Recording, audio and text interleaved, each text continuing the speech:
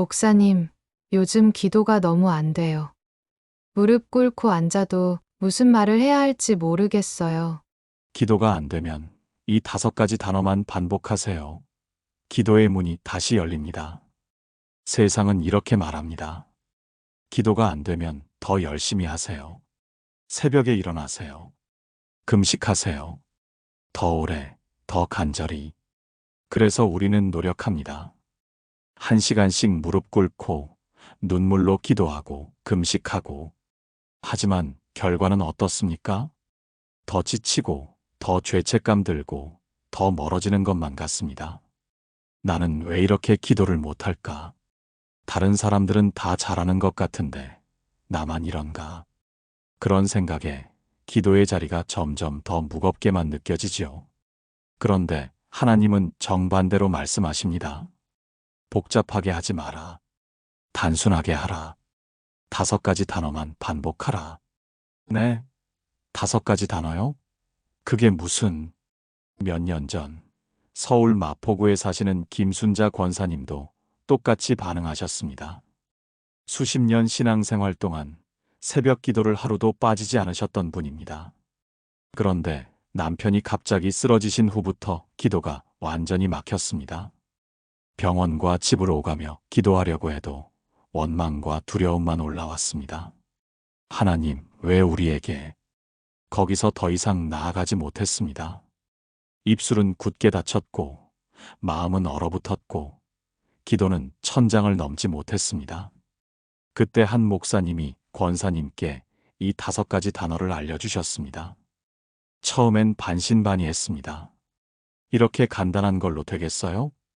하지만 3일째 되던 날부터 기적이 시작되었습니다. 막혔던 기도의 문이 서서히 열리기 시작했고 얼어붙었던 마음의 따뜻함이 스며들었고 하나님의 음성이 다시 들리기 시작했습니다. 일주일 후 권사님은 눈물로 간증하셨습니다. 목사님, 40년 신앙생활하면서 이런 기도는 처음이에요. 이렇게 단순한데 이렇게 깊을 수가 있다니. 그렇습니다. 사랑하는 여러분. 기도는 복잡한 것이 아닙니다. 긴 문장도 화려한 표현도 신학적 지식도 필요 없습니다. 하나님은 우리의 진심을 원하시지 우리의 말솜씨를 원하시는 것이 아닙니다. 오늘 이 시간 저는 여러분께 성경이 말씀하시는 5가지 단어를 나누겠습니다. 이 단어들은 수천 년 동안 수많은 믿음의 사람들이 기도의 막힘을 뚫고 하나님을 만났던 그 단어들입니다. 예수님께서도 사도들도 초대교회 성도들도 이 단어들로 기도했습니다. 그리고 지금 이 순간에도 전 세계 수억의 그리스도인들이 이 단어들로 하나님을 만나고 있습니다. 여러분도 오늘부터 이 5가지 단어를 반복해 보세요. 아침에 눈을 뜰 때, 잠들기 전에, 걸어가면서, 일하면서 언제든지. 그러면 분명히 경험하게 되실 것입니다. 막혔던 기도의 문이 다시 열리는 놀라운 은혜를 말입니다. 첫 번째 단어는 아버지입니다. 여러분, 혹시 기도를 시작할 때 무슨 말로 시작해야 할지 막막하신 적 있으신가요? 하나님, 오늘도 기도하러 왔습니다. 이렇게 시작하다가 그 다음 말이 막히지요. 기도 제목을 나열하자니 마음이 무겁고 찬양을 하자니 입술이 떨어지지 않고 성경 구절을 외우자니 기계적으로만 느껴집니다. 그래서 결국 5분도 채 되지 않아 자리에서 일어나게 됩니다. 나는 왜 이렇게 기도를 못할까? 그런 자책감에 다음날 기도 자리는 더욱 무겁게만 느껴집니다. 그런데 예수님은 우리에게 이렇게 가르쳐 주셨습니다. 마태복음 6장 9절입니다. 그러므로 너희는 이렇게 기도하라. 하늘에 계신 우리 아버지여. 예수님께서 가르쳐 주신 기도의 첫 단어가 무엇입니까? 바로 아버지입니다. 이 한 단어 속에 모든 것이 담겨 있습니다. 예수님은 왜 하필 전능하신 하나님, 창조주 하나님, 심판하시는 하나님이 아니라 아버지라는 단어로 시작하라고 하셨을까요? 그것은 기도가 공식적인 보고가 아니라 친밀한 대화이기 때문입니다. 아버지와 자녀의 관계 속에서는 완벽한 문장이 필요 없습니다. 어린아이가 아버지에게 달려와 아빠 하고 부르기만 해도 아버지의 마음은 열립니다. 무슨 말을 하려는지, 무엇이 필요한지 아버지는 이미 다 아십니다. 그저 자녀가 자신을 찾아와 아버지라고 부르는 그 음성만으로도 아버지는 기뻐하십니다. 부산 해운대에 사시는 박영희 집사님의 이야기입니다. 집사님은 어렸을 때 아버지를 여의셨습니다. 그래서 아버지라는 단어 자체가 낯설고 어색했습니다. 신앙생활을 시작하고 기도를 배웠지만 하나님 아버지라고 부르는 것이 진심으로 와닿지 않았습니다. 그냥 형식적으로 배운 대로 하나님 아버지라고 말할 뿐이었습니다. 그러던 어느 날 집사님의 어린 딸이 밤에 갑자기 고열로 앓기 시작했습니다. 병원에 가려 해도 한밤중이었고 아이는 계속 울부짖고 집사님은 너무나 무력했습니다. 그때 무의식 중에 입에서 터져나온 말이 있었습니다. 아버지, 평소처럼 하나님 아버지라고 정중하게 부른 것이 아니라 그냥 아버지 하고 신음처럼 나온 그 한마디였습니다. 그 순간 집사님의 가슴 속에서 뜨거운 무언가가 터져나왔습니다. 눈물이 쏟아지기 시작했습니다. 아버지, 아버지, 제가 어떻게 해야 할지 모르겠어요. 아버지. 그렇게 한참을 아버지만 반복해서 부르고 있는데 놀랍게도 아이의 열이 내리기 시작했습니다. 아이는 편안하게 잠들었고 집사님은 그날 밤 처음으로 진짜 기도를 경험했습니다. 다음 날 아침 집사님은 깨달았습니다. 아, 기도는 이런 거구나. 완벽한 문장을 만드는 게 아니라 진심으로 아버지를 부르는 거구나. 그날 이후 집사님의 기도가 완전히 바뀌었습니다. 매일 아침 가장 먼저 하는 일이 아버지를 부르는 것입니다. 길게 말하지 않습니다. 그냥 아버지. 때로는 한 번, 때로는 3번, 때로는 마음이 가득 찰 때까지 반복합니다. 그러면 이상하게도 막혔던 기도의 문이 열립니다. 마음속에 쌓였던 모든 것들이 자연스럽게 흘러나오기 시작합니다. 불평도, 감사도, 요청도, 고백도 모든 것이 자연스럽게 나옵니다. 왜냐하면 이제 기도가 의무가 아니라 아버지와의 대화가 되었기 때문입니다. 사랑하는 여러분, 지금 저와 함께 이렇게 기도해 보시겠습니까? 하늘에 계신 나의 아버지, 오늘 아침 제가 아버지를 부릅니다. 완벽한 기도문을 준비하지 못했지만 그저 아버지를 찾아왔습니다. 아버지께서는 저를 자녀로 받아주셨고 저는 아버지를 아버지라고 부를 수 있는 특권을 받았습니다. 이 놀라운 은혜에 감사드립니다. 오늘 하루도 아버지의 자녀로 살게 하시고 언제든지 아버지를 부를 수 있는 담대함을 주소서. 아버지의 사랑 안에서 안전하게 거하게 하소서. 예수님의 이름으로 기도합니다. 아멘. 이 기도를 매일 아침 드려보세요. 그리고 하루 종일 어떤 순간에든 아버지를 부르세요. 기쁠 때도 슬플 때도 화날 때도 두려울 때도 그냥 아버지를 부르세요. 그러면 여러분은 경험하게 되실 것입니다. 그 한 단어가 얼마나 강력한 기도인지를 말입니다. 두 번째 단어는 감사합니다입니다. 혹시 여러분, 기도할 때 불평과 요청만 가득한 적 있으신가요? 하나님, 왜 이렇게 힘듭니까? 저 문제 좀 해결해 주세요. 이것도 주시고 저것도 주세요. 물론 우리의 필요를 아뢰는 것도 기도입니다. 하지만 그것만 있는 기도는 마치 한쪽으로만 기울어진 배와 같습니다. 결국 침몰하고 맙니다. 많은 분들이 기도가 막히는 이유 중 하나가 바로 이것입니다.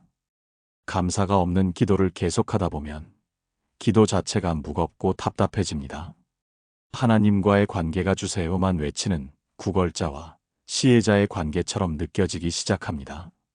그래서 입이 떨어지지 않는 것입니다. 데살로니가전서 5장 16절에서 18절을 보십시오. 항상 기뻐하라 쉬지 말고 기도하라 범사에 감사하라 이것이 그리스도 예수 안에서 너희를 향하신 하나님의 뜻이니라. 여기서 쉬지 말고 기도하라는 명령 앞뒤로 무엇이 있습니까?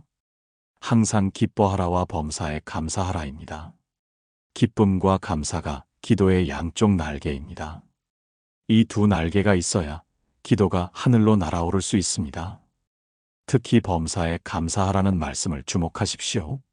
좋은 일에만 감사하라는 것이 아닙니다. 범사에, 즉 모든 일에 감사하라는 것입니다. 어떻게 힘든 일에도 감사할 수 있습니까? 바로 그 질문이 핵심입니다. 감사는 상황이 좋아서 하는 것이 아니라 하나님을 신뢰하기 때문에 하는 것입니다. 대구 수성구에 사시는 최미경 권사님의 이야기입니다. 권사님은 몇 년 전 사업 실패로 모든 것을 잃으셨습니다. 집도, 차도, 저축도 모두 날아갔습니다. 빚만 남았습니다. 그때부터 기도가 완전히 막혔습니다. 교회에 나가도 찬양이 입에서 나오지 않았고, 기도 시간이 되면 눈물만 났습니다. 하나님, 제가 무슨 잘못을 했습니까?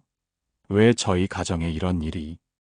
그렇게 6개월을 원망과 절망 속에서 보냈습니다. 어느 날 새벽 기도회에서 목사님이 설교하셨습니다. 여러분, 감사는 상황이 바뀌면 하는 것이 아닙니다. 감사하면 상황이 바뀌는 것입니다. 그 말씀이 권사님의 가슴을 쳤습니다.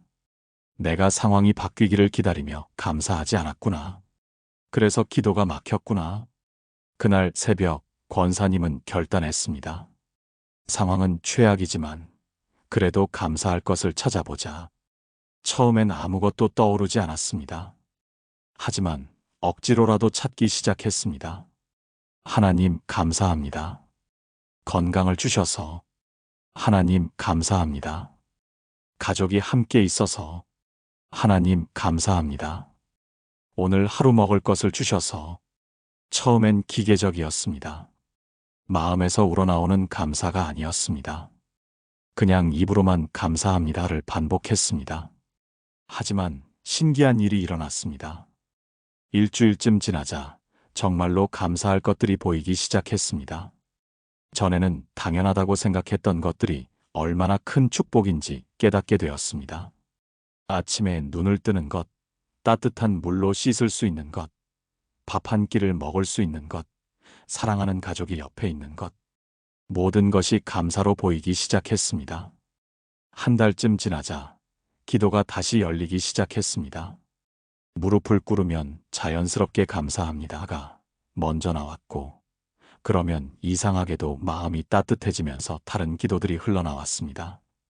그리고 석 달쯤 지났을 때 놀라운 일이 일어났습니다. 한 지인이 권사님에게 작은 사업 기회를 제안했습니다. 처음엔 두려웠지만 기도하며 시작했습니다. 그리고 그 사업이 조금씩 자리를 잡기 시작했습니다. 1년이 지난 지금 권사님은 빚을 거의 다 갚았고 새로운 삶을 살고 있습니다. 권사님은 이렇게 간증하십니다. 제 상황이 바뀐 것은 제가 감사하기 시작한 후였습니다.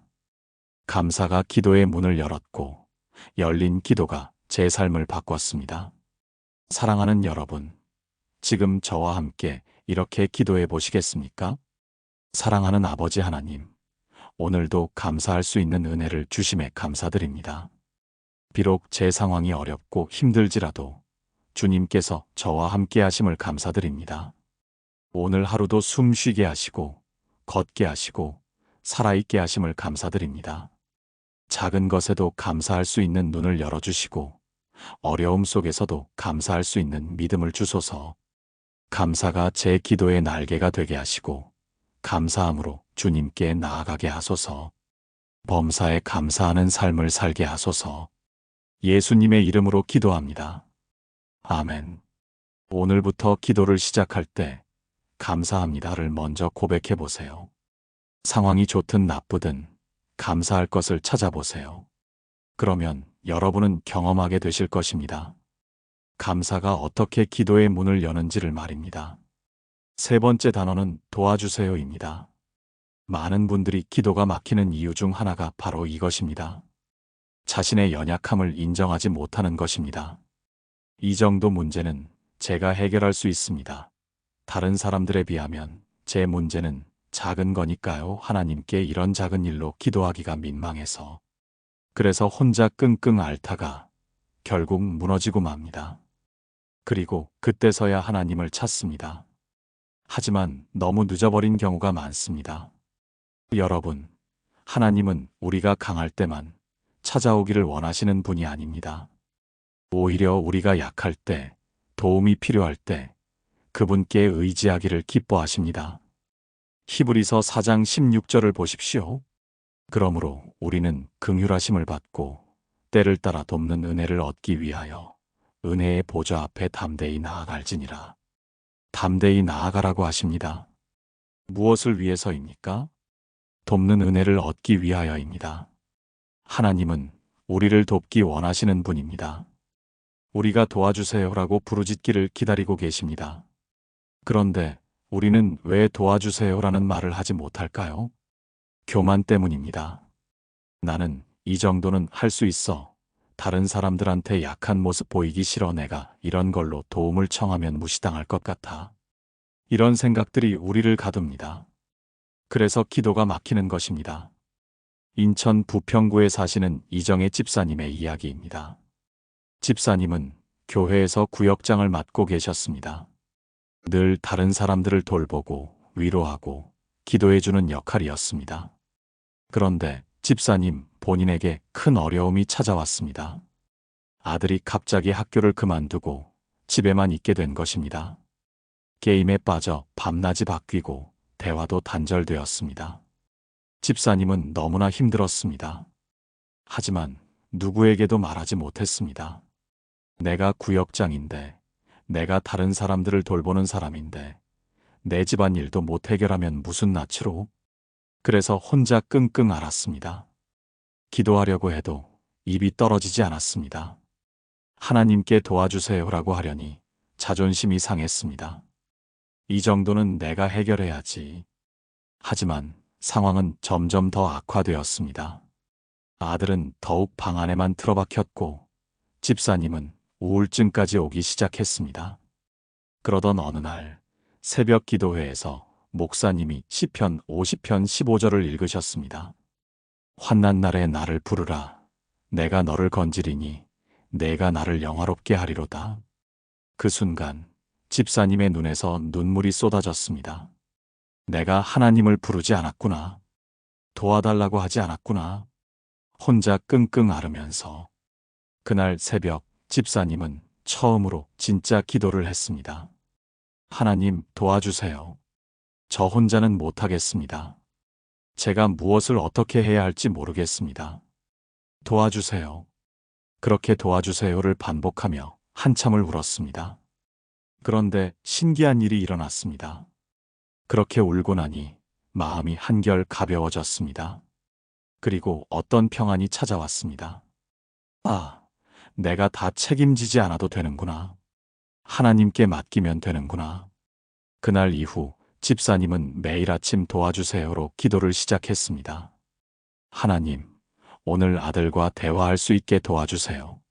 하나님, 제가 지혜롭게 대처할 수 있게 도와주세요. 하나님, 아들의 마음을 변화시켜 주세요. 도와주세요. 그리고 놀라운 변화가 시작되었습니다. 일주일 후 아들이 처음으로 먼저 말을 걸어왔습니다. 엄마, 배고파. 단 4글자였지만 집사님에게는 기적이었습니다. 그날부터 조금씩 대화가 열렸습니다. 한 달 후 아들이 상담센터에 가보겠다고 했습니다. 석 달 후 아들이 학교로 돌아갔습니다. 지금은 건강하게 학교를 다니고 있습니다. 집사님은 이렇게 간증합니다. 제가 혼자 해결하려고 할 때는 아무것도 되지 않았습니다. 하지만 하나님께 도와달라고 부르짖었을 때 하나님이 일하기 시작하셨습니다.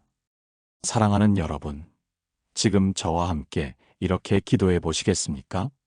전능하신 하나님, 저는 연약한 사람입니다. 제 힘으로는 할 수 없는 일들이 너무 많습니다. 더 이상 혼자 끙끙 앓지 않겠습니다. 주님께 솔직하게 고백합니다. 도와주세요. 제가 마주한 이 문제들, 제 힘으로는 해결할 수 없습니다. 주님의 도우심이 필요합니다. 주님께서 함께 하시고, 인도하시고, 길을 열어주소서. 제가 약할 때 주님의 능력이 온전히 나타나게 하소서. 도와주소서. 예수님의 이름으로 기도합니다. 아멘. 여러분, 오늘부터 자존심 내려놓으세요. 하나님께 솔직하게 도와주세요라고 하세요.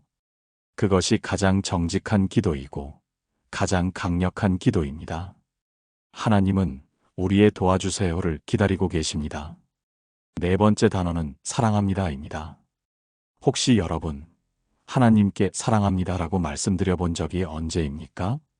많은 분들이 하나님께 이것저것 요청하고 도와달라고 하고 용서를 구하지만 사랑합니다라고 말하는 것은 잘하지 않습니다.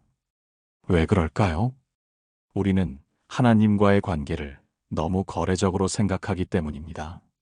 내가 잘하면 하나님이 축복하시고 못하면 벌하시는 그런 관계로 생각합니다. 그래서 기도도 마치 계약서처럼 느껴집니다. 제가 이것 하겠습니다. 그러니 이것 주세요. 하지만 하나님이 정말 원하시는 것은 무엇일까요? 요한복음 14장 21절을 보십시오. 나의 계명을 지키는 자라야 나를 사랑하는 자니 나를 사랑하는 자는 내 아버지께 사랑을 받을 것이요 나도 그를 사랑하여 그에게 나를 나타내리라. 하나님은 우리의 사랑을 원하십니다. 계명을 지키는 것도 사랑의 표현이지만 더 중요한 것은 마음입니다. 하나님을 진심으로 사랑하는 마음 말입니다. 그런데 우리는 이상하게도 하나님께 사랑합니다라고 말하는 것을 어색해합니다. 가족에게도 친구에게도 사랑해라고 말하면서 정작 하나님께는 그 말을 하지 못합니다. 광주 광산구에 사시는 김철수 집사님의 이야기입니다. 집사님은 신앙생활을 시작한 지 10여 년이 넘었지만 한 번도 하나님께 사랑합니다라고 말해본 적이 없었습니다. 감사는 했고 찬양도 했고 기도 제목도 많이 아뢰었지만 사랑합니다는 한 번도 없었습니다. 왜냐하면 그게 이상하게 느껴졌기 때문입니다. 하나님이 나를 사랑하시는 건 알겠는데 내가 하나님을 사랑한다니 그게 맞는 말인가? 감히 내가 하나님을 사랑한다고 할 수 있나? 그래서 늘 조심스럽게 거리를 두고 존댓 말로만 기도했습니다. 그러던 어느 날 집사님의 어린 딸이 자기 전에 기도하는 것을 우연히 들었습니다. 하나님 사랑해요. 오늘도 저를 지켜주셔서 감사해요. 저도 하나님 정말 사랑해요. 굿나잇. 너무나 자연스럽고 순수하고 진심이 담긴 기도였습니다. 그 순간 집사님의 가슴이 뜨거워졌습니다. 아이는 하나님께 이렇게 자연스럽게 사랑한다고 말하는데 나는 10여 년 동안 한 번도. 그날 밤 집사님은 처음으로 기도했습니다. 하나님 사랑합니다. 처음엔 너무 어색했습니다. 입에서 잘 나오지 않았습니다. 하지만 억지로라도 말했습니다. 하나님 사랑합니다. 정말 사랑합니다. 그렇게 몇 번 반복하는데 갑자기 눈물이 쏟아졌습니다. 왜 우는지 자신도 알 수 없었습니다. 그냥 사랑합니다라고 말하는데 눈물이 멈추지 않았습니다. 그리고 그 순간 처음으로 하나님의 사랑이 진짜로 느껴졌습니다. 머리로만 알던 사랑이 가슴으로 느껴졌습니다. 아, 하나님이 정말 나를 사랑하시는구나. 그리고 나도 하나님을 사랑하는구나.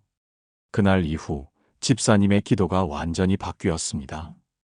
매일 아침 가장 먼저 하는 말이 하나님 사랑합니다가 되었습니다.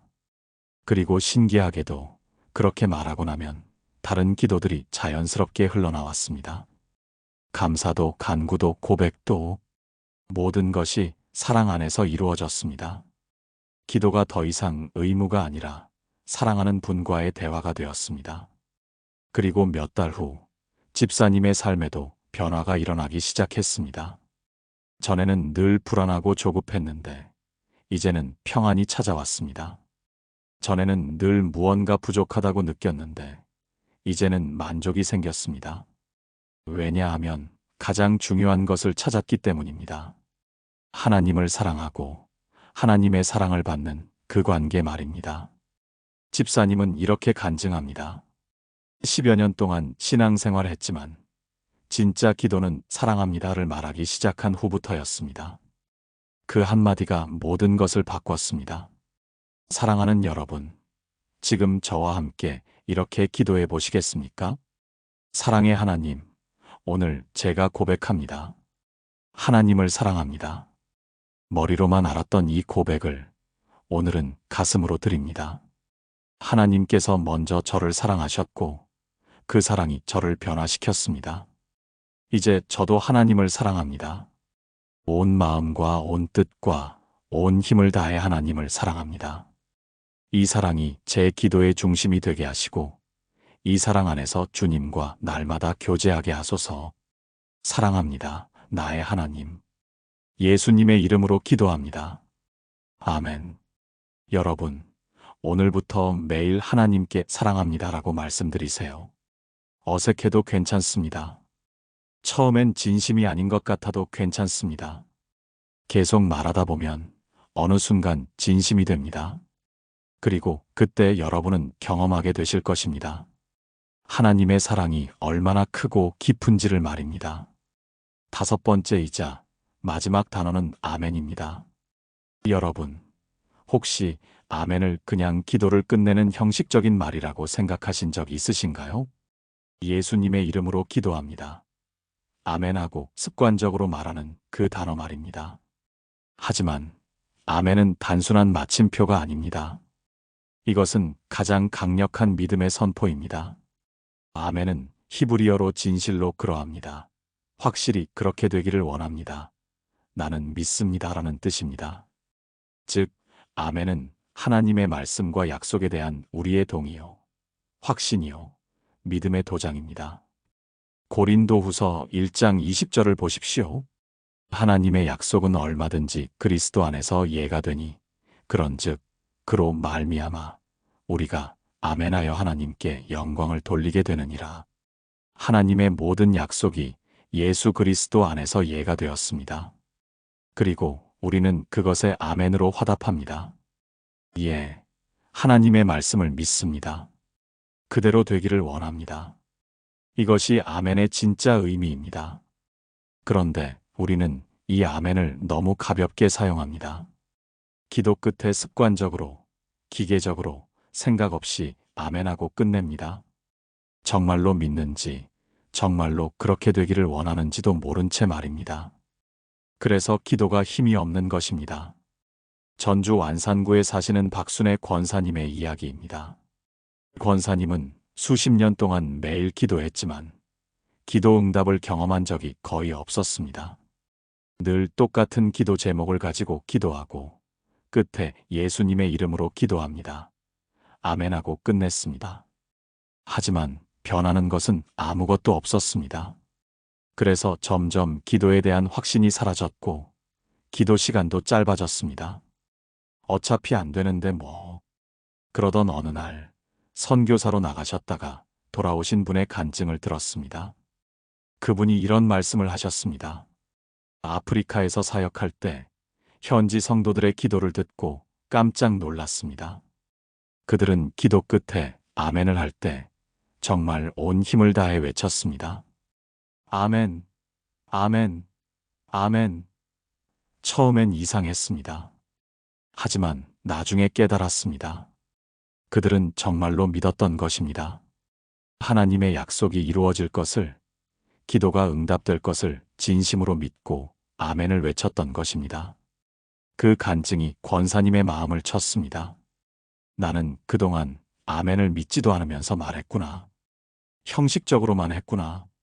그날부터 권사님은 기도를 바꾸기 시작했습니다. 기도 제목을 말한 후 아멘을 하기 전에 잠시 멈췄습니다. 그리고 스스로에게 물었습니다. 나는 정말로 이것을 믿는가? 하나님께서 이루실 것을 믿는가? 그리고 진심으로 믿을 수 있을 때만 아멘을 했습니다. 처음엔 아멘을 하는데 시간이 걸렸습니다. 왜냐하면 정말로 믿는지 확신이 서지 않았기 때문입니다. 하지만 계속 연습했습니다. 하나님의 약속을 붙잡고 믿음을 고백하고 그리고 확신을 가지고 아멘을 외쳤습니다. 하나님, 주님께서 이 문제를 해결하실 줄 믿습니다. 아멘. 하나님, 주님의 약속은 변하지 않습니다. 아멘. 하나님, 주님께서 저와 함께 하십니다. 아멘. 그렇게 일주일, 한 달, 석 달. 계속 믿음으로 아멘을 외쳤습니다. 그런데 놀라운 일이 일어났습니다. 기도 응답이 시작된 것입니다. 몇 년 동안 기도했던 것들이 하나둘씩 이루어지기 시작했습니다. 병든 남편이 회복되었고, 방황하던 자녀가 돌아왔고, 경제적 어려움이 해결되었습니다. 권사님은 깨달았습니다. 아, 문제는 하나님이 응답하지 않으신 게 아니라 내가 믿지 않았던 거구나. 진심으로 아멘하지 않았던 거구나. 지금도 권사님은 기도할 때마다 힘차게 아멘을 외칩니다. 그리고 그때마다 믿음이 더욱 강해지고 기도의 능력을 경험합니다. 권사님은 이렇게 간증합니다. 아멘은 기도의 끝이 아니라 믿음의 시작입니다. 진심으로 아멘할 때 하나님이 움직이십니다.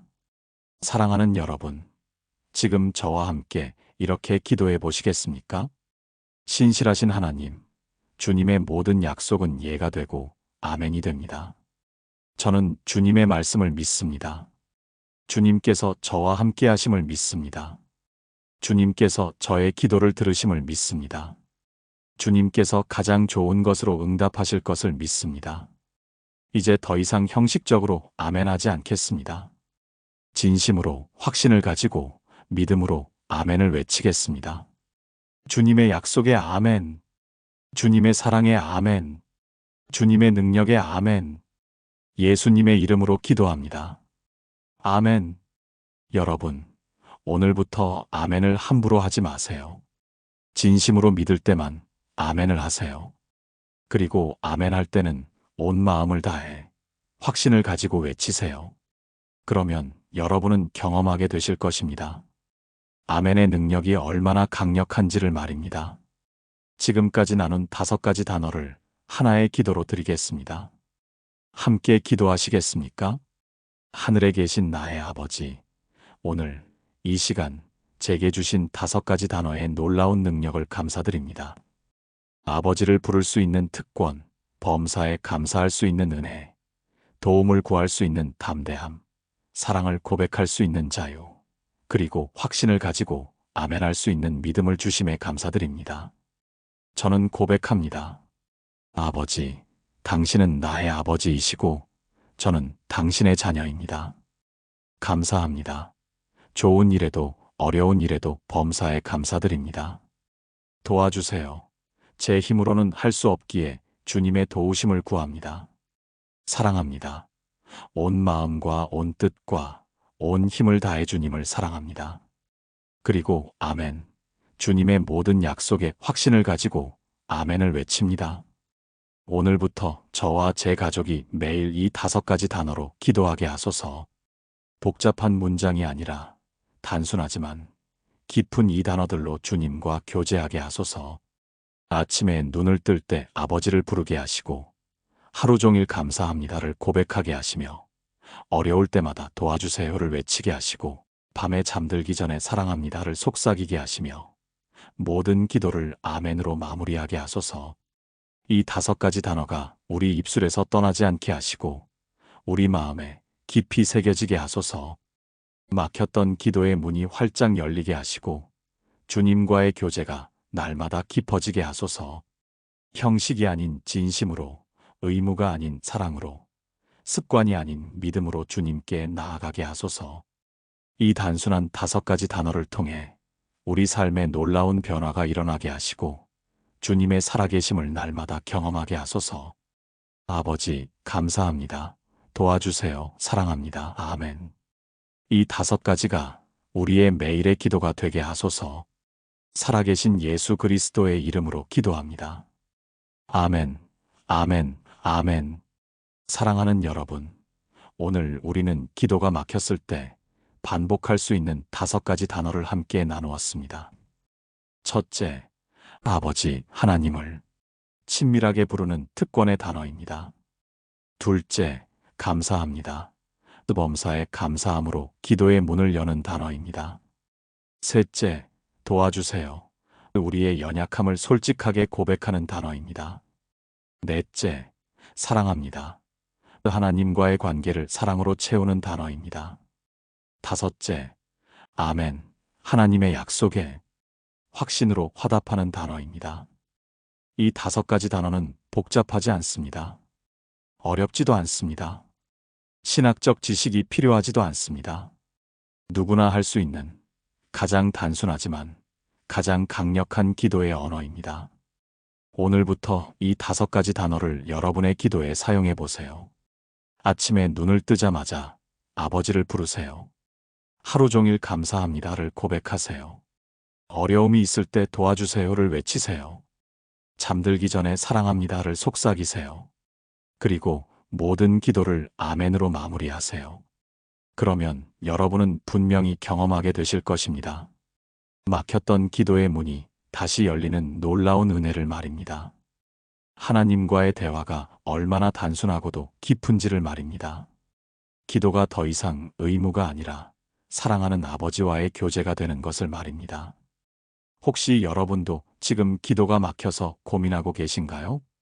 그렇다면 오늘 이 5가지 단어를 기억하시고 좋아요를 눌러주세요. 그리고 댓글란에 이 중에서 가장 마음에 와닿는 단어 하나를 남겨주세요. 여러분의 기도 제목도 함께 나눠주시면 함께 기도하겠습니다. 이 영상이 기도로 힘들어하는 더 많은 분들에게 전해질 수 있도록 공유도 부탁드립니다. 사랑하는 여러분, 기억하십시오. 기도는 복잡한 것이 아닙니다. 진심 어린 5가지 단어면 충분합니다. 아버지, 감사합니다. 도와주세요. 사랑합니다. 아멘. 이 단어들이 여러분의 입술에서 떠나지 않기를 축복합니다. 여러분의 기도의 문이 활짝 열리기를 축복합니다. 하나님과의 친밀한 교제가 날마다 깊어지기를 축복합니다. 주님의 은혜와 평강이 여러분과 여러분의 가정에 늘 함께 하시기를 기도합니다. 감사합니다.